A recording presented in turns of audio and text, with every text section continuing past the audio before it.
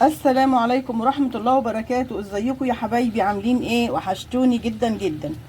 ان شاء الله النهاردة هنعمل مع بعض انا كنت بروق الشقة اللي هي ترويقة رمضان. ان شاء الله كل سنة وانتم طيبين. قلت اما اعمل ايه، طبقين مكرونة، طبقين اتنين بس اهم. ده طبق وانا طبق لمحمد. محمد طبق وانا طبق. لقيت عندي حتتين بانيه اهم، دي حته ودول اتنين.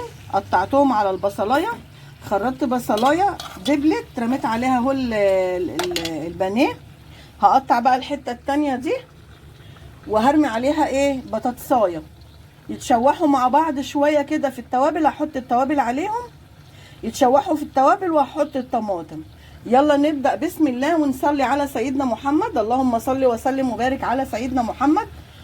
ونصلي ونسمي ونقول يلا نبدأ. يلا هخلص بحتة البانيه التانية اهو وهرجع لكم. بصوا حبايبي، حطيت اهو، حطيت البطاطس على الفراخ اهو.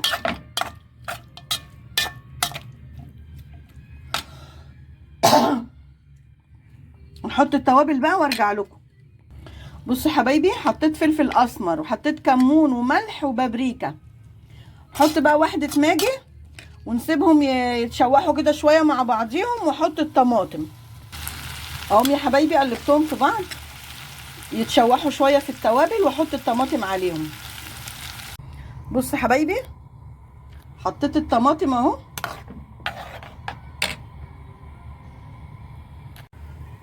بصوا حبايبي، حطيت الطماطم اهو اهو. هنغطي بقى ونسيبها تستوي. اول البطاطس ما تستوي هرمي عليها بقى ايه، المكرونه، وناكل بقى على كده ان شاء الله مع بعض خطوه بخطوه، وهوريها لكم ان شاء الله. فاصل ونواصل.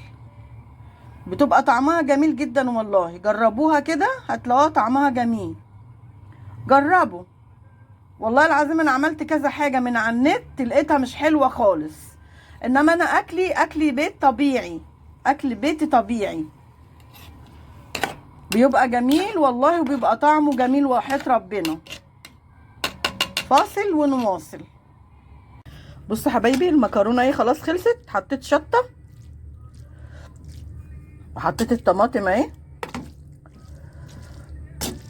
اهو. الفراخ اهي.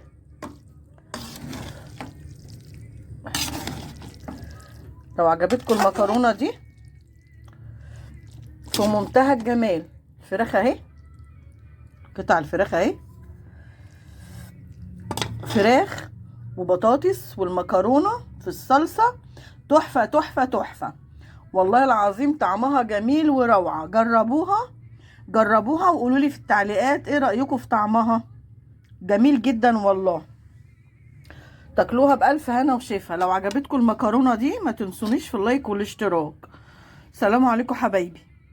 كتروا من اللايك يا قلبي، كتروا من اللايك والاشتراك. شكرا ليكم حبايبي.